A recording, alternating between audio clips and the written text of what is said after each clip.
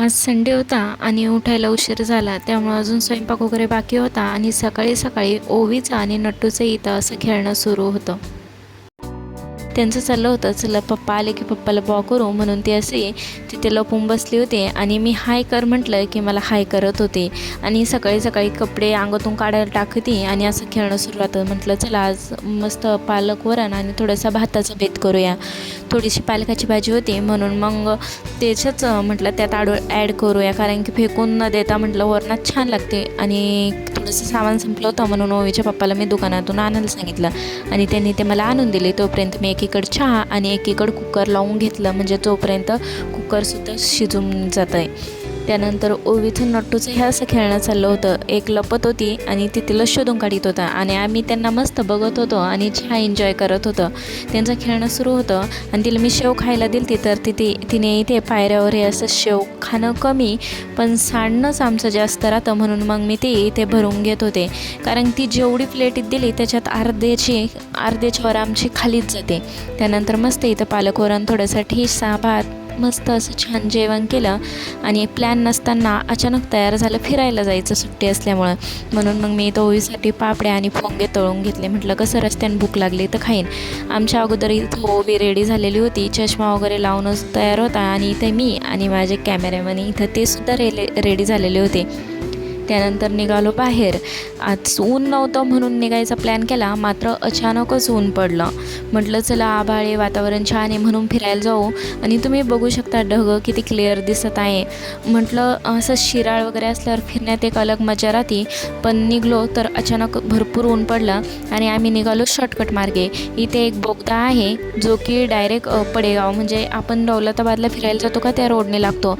आणि इथे पाऊस पडल्यावर एवढं पाणी साचतं. आता सध्या पाऊस नव्हता म्हणून आम्ही तिथूनच, म्हणजे जर फिरायला जायचं असलं त्याच रोडने जातो आणि एकदा जर पाऊस पडला ना तो बोगदा फुल पाण्याने भरेल राहतो आणि त्यानंतर तिथून गाड्या म्हणजे मोठाल्या तरी जातात, पण टू व्हीलरला जायला यायला खूप भीती वाटते.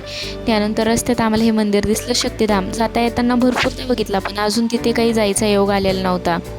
म्हटलं चला आज तिथे पण जाऊन बघूया, कारण की प्लॅन तर काहीच नव्हतं कुठे जायचं कुठे नाही, म्हणून ते मंदिर दिसलं म्हणून तिथेच आम्ही गेलो.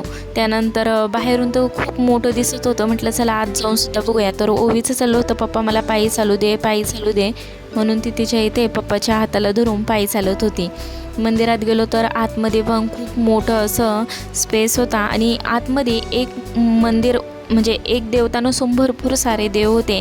मग तिथे आम्ही मस्तपैकी दर्शन घेतलं आणि आशीर्वाद घेतला. ओवीलसुद्धा म्हटलं तू सुद्धा पाय पडून घे. छान असं दर्शन केलं आणि मग आजूबाजूला बघितलं तर खूप सारे देव होते आणि तिथे 2 अंजीर होते. तो ओवील ते खायचं होतं म्हणून त्या जे महाराज होते त्यांनी ते अंजीर दिले. आणि त्यानंतर तुम्ही इथे बघू शकता किती सारे देव आहे. मी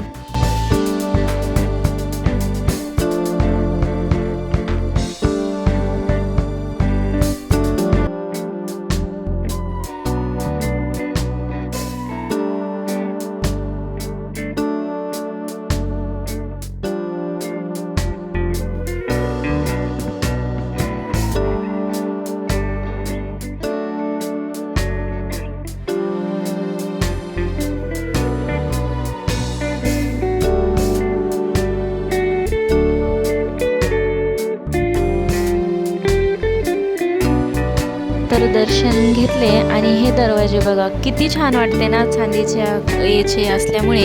आणि एकीकडे शुभ आणि दुसरीकडे लाभ, 2 दरवाज्यावर 2 नावं दिलेली होती आणि बाहेरसुद्धा बांधकाम इतकं छान केलेलं होतं आणि खरंच खूप शांत वाटत होते. ना गर्दा होता ना काही होता. त्यानंतर आम्ही परत पुढे जायला निघलो. रस्त्यात आम्हाला अंजीर दिसले, कारण की ते अंजीर कच्चं होतं, त्यामुळं ओवीला खायची इच्छा झाली. म्हटलं चला तिला अंजीर घेऊया. मग तिथून अंजीर वगैरे घेतला आणि आम्ही पुढे निघालो दौलताबादला. मग तिथे दौलताबादमध्ये पोहोचलो, गाडी पार्किंग वगैरे केली आणि त्यानंतर आतमध्ये जायचा का नाही, कारण की हा प्रश्न होता, कारण की ऊन तर भरपूर होतं. पण नंतर आलो तर ओवीच्या पप्पांनी त्यांनी तिकीट काढायला गेले तर इथे ह्या पोरींचं असं इकडे तिकडे पळणं सुरू होतं. थांबा म्हणून थांबत नव्हत्या आणि ऊन तर भरपूरच पडेल होतं. त्यानंतर मग त्यांनी तिकीट ते काढलं आणि मग नंतर आम्ही आज जायचा प्लॅन केला. तुम्हाला हा व्लॉग कसा वाटला मला नक्की कमेंटमध्ये